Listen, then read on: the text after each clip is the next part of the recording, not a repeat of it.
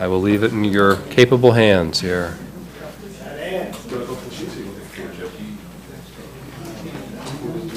Was it? Are you ready? Global Harmonization. We're going to read this binder.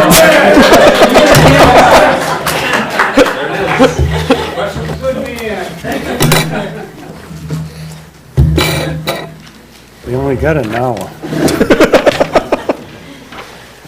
Okay, you want to start off there, Chief? I would love to. Could we get the next Okay. slide, please? Try to get the mic. Yeah, remember we're trying to train this. So what we have up is an outline of what we'll cover today for global harmonization. I do apologize for having this so late in the afternoon. Your eyes will glaze over. It's not the most exciting of topics, but we're going to make it as fun as we can. So what we're going to do is do a quick overview of global harmonization. Some necessary understandings that come with this training are understanding your signal words and your pictographs. We're going to go into a brief explanation of your safety data sheets, label requirements for all chemicals found in the workplace, and a brief quiz. Next slide. Global Harmonization Systems, Harmonized Systems, GHS Overview. GHS provides a common, coherent approach to classifying chemicals and communicating hazard information on labels and safety data sheets. And most buildings, we find these. I think we went over them. And everybody's got one and should be updated and call 911. GHS began in 1992. UN Conference on Environmental and Development, also known as Earth Summit in Rio. In 1992, mandate read a global harmonized hazard classification and compatible labeling system. And that's going to be on all your chemicals. It's going to be, has to be labeled. You can't put them in plain containers and not have it identified. So most everything will come with, when you get something delivered or whatever, you can ask for a material safety data sheet.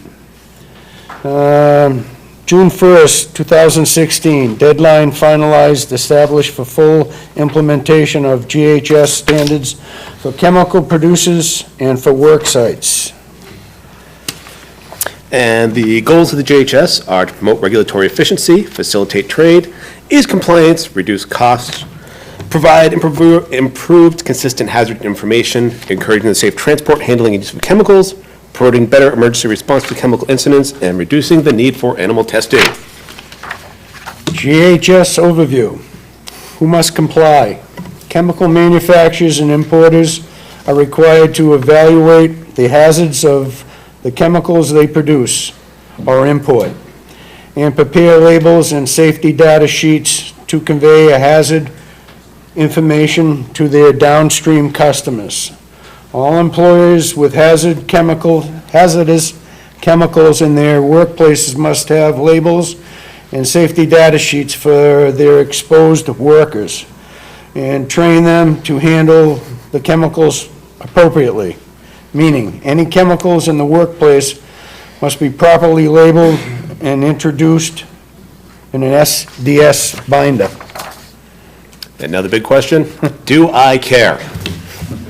It sounds really dry and boring, but as I found out, OSHA, when they do pay a visit, the second most cited thing in the workplace has been failure to comply with GHS standards.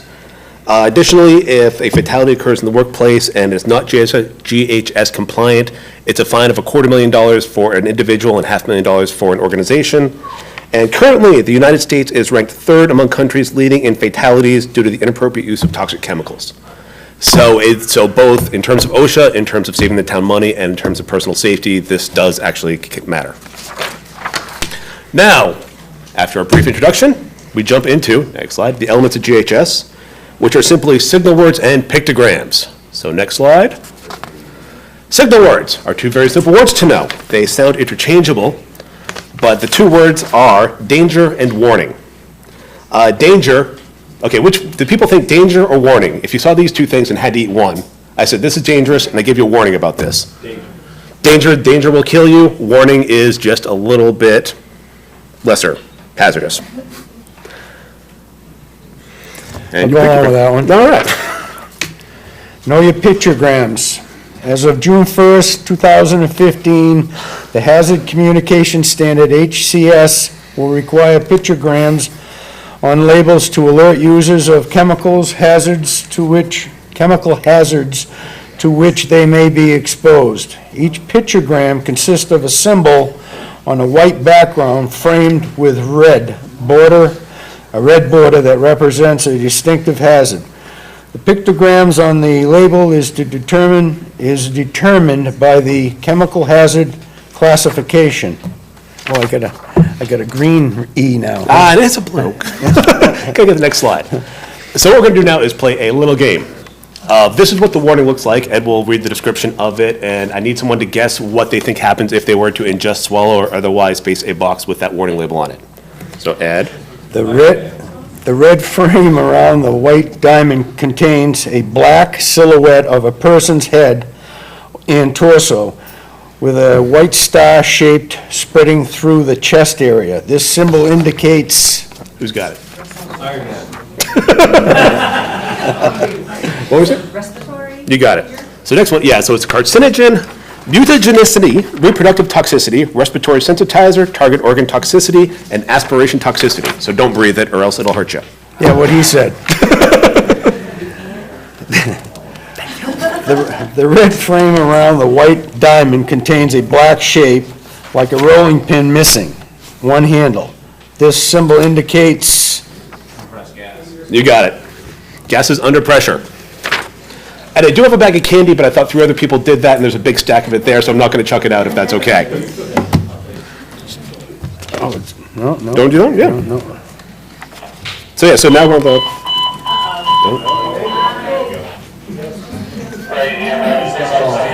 Well, where are we here? We already used this one. Yep, so next one.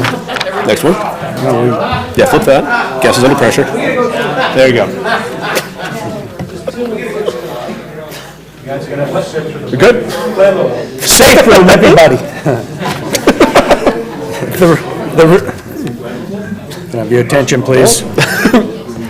The red frame around the white diamond contains a black circle resting on a black line with black flames on the top of the black circle.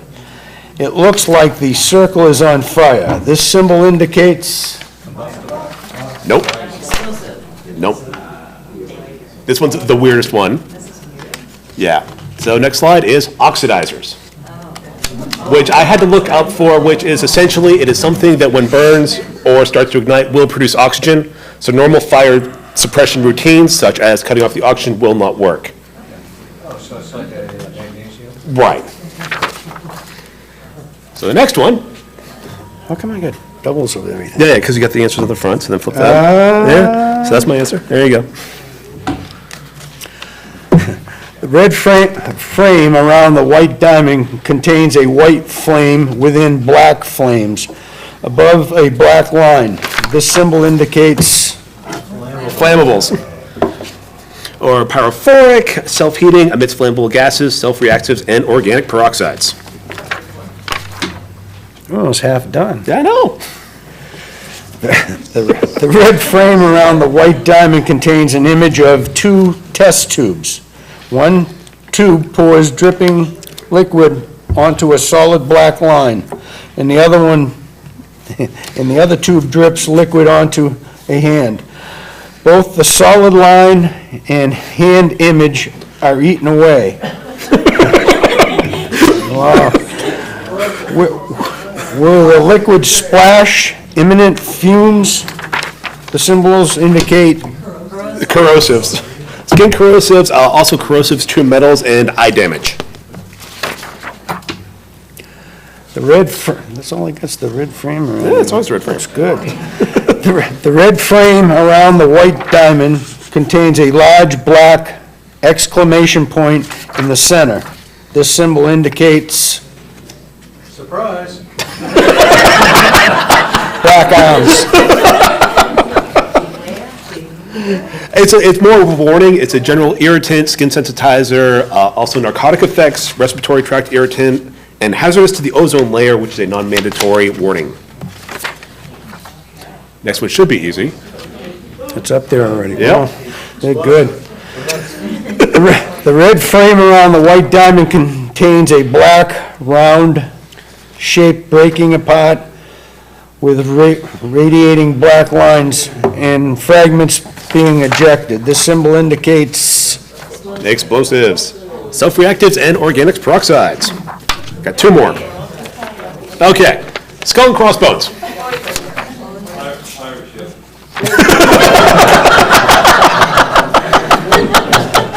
All right, the pirate ship might not work out for you because that is acute toxicity, so that is your fatality. And the last one? the red frame around the white diamond contains a black leafless tree silhouette and an upside down fish image, both looking dead. This symbol indicates Poison. Yep, aquatic toxicity, which is actually the only one that is not a mandated by OSHA label. aquatic, got to do with fish. Right. All right, and now moving on. We are down to our safety data sheet, so we have a 5-minute video, because we're trying to be an all-inclusive presentation, so if you go to the next and hit play, and here's my favorite training music, until I heard the "If it's wet, don't touch it."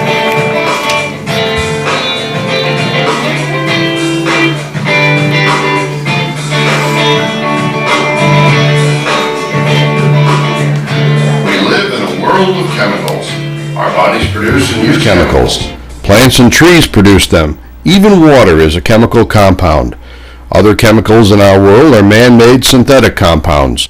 Although we don't know exactly how many man-made chemicals are in use today, experts generally agree it could be more than 100,000. Gasoline, paints, household cleaners, detergents, toiletries, wipes, solvents, everyday products used at home or work are made of chemicals. Before using any chemical product, you should find out all you can about it, and this information is literally at your fingertips in free publications called Safety Data Sheets, or SDSs. OSHA's Hazard Communication Standard requires chemical manufacturers, distributors, or importers to provide safety data sheets, formerly known as Material Safety Data Sheets, or MSDSs, to communicate the hazards of chemical products.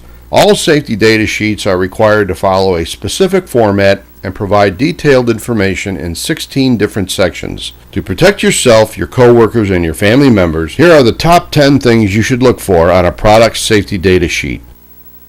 What is the emergency phone number? If someone is injured, hurt, falls ill, or poisoned by a chemical product, who would we call to get more information? You can be sure emergency medical personnel, especially physicians and nurses, will want to see the safety data sheet. The manufacturer or distributor's name, address, and phone number is required to be right up front in Section 1, along with 24/7 emergency phone numbers.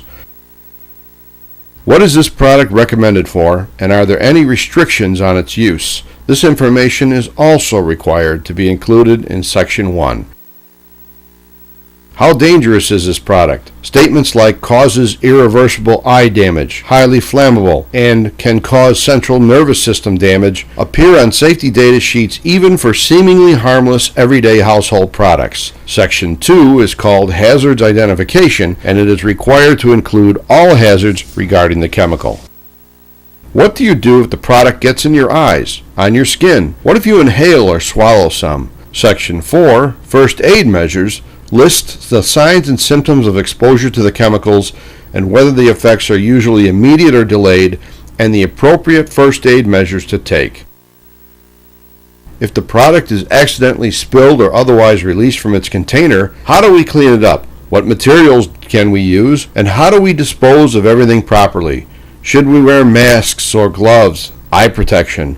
All this should be listed under Section 6, Accidental Release Measures. Are there any specific cautions we should be aware of to make sure we are safely handling and storing the containers of this product? Is it dangerous to store in certain places or near other chemicals or products? Does it have to be in a temperature-controlled environment? Section 7, Handling and Storage, provides this information. When using this product, what personal protective equipment should we be using? Should we use special gloves, splash goggles, or protective clothing? What should we do to prevent exposure to any hazardous chemicals in the product? Will we need to provide extra ventilation? Section 8, Exposure Controls Personal Protection, tells us what we need to do to engineer a safe environment when using the chemical. What does the product look like? What color is it? Does it have a distinctive odor? Are the vapors heavier or lighter than air? At what temperature will it ignite? Is it an acid or alkali? Section 9, Physical and Chemical Properties, lists the chemical characteristics we should know. What other materials should never be mixed with this product? Can it become unstable if exposed to heat, light, or anything else? Could this product react with other materials like metals, causing it to decompose into a dangerous hazardous chemical? Some chemicals, when combined with certain others, can cause an explosion or fire. Section 10, Stability and Reactivity, outlines these cautions along with any known hazardous reactions. One of the most important sections of the SDS is Section 11, Toxicological Information. Could repeated exposures to this product cause allergic reactions? Are there any short or long-term health effects to exposure?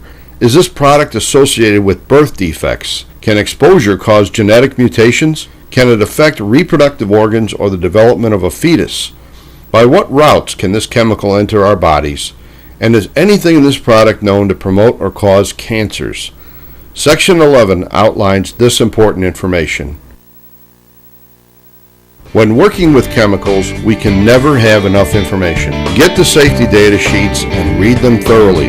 Protect yourself, your coworkers, and your family.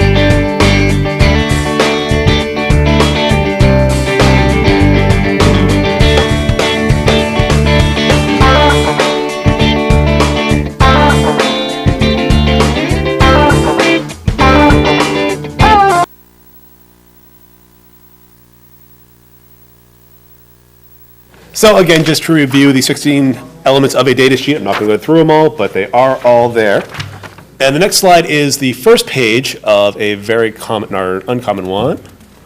Just what a standard safety data sheet looks like. They range from 4 to about 20 pages depending on what you're looking like. And again, every chemical in your workplace should have a data sheet. The one I'm looking at is for our stamp pad ink. 4 pages on just that in the event. So everything, every piece of whiteout, every chemical cleaner, anything that is brought in the building that will be normally used should have a safety data sheet attached to it. So the next big question, where is your safety data sheet? So we have the test. First one is in panel. Where is it supposed to be still? Yes, unfortunately I couldn't get a photo of that. Center Island behind the clerk's desk. Transfer station. Where's your SDS book? It's still there. And we had a picture of it, right? No, yeah, we got it. Wait, see it right there? Oh, it's up there. Yeah. Did I get that Below right? the switches for the lights. Okay. Public safety. And I gotta love that photo.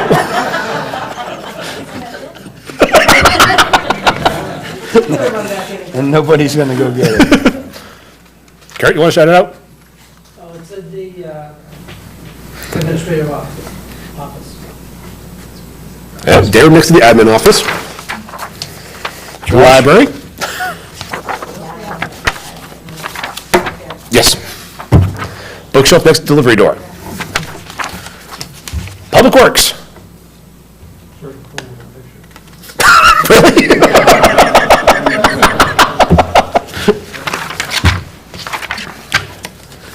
Buildings and grounds.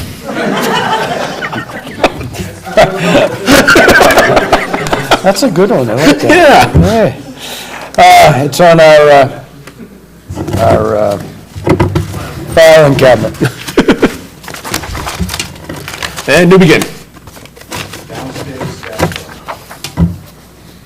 And I'm sure you'll put that to SDS at some point in time very soon, right? Fantastic. We got it right here, right? Okay. Yep, there we go. Nice one. Roger, get that to you real quick. I'm making no comment on the photo. Very Oh, incredible. It's just funny to have, like, here's your chemical hazards and here's your human hazards. It's your one shelf stock. All right. Final portion of what we got here is on labeling.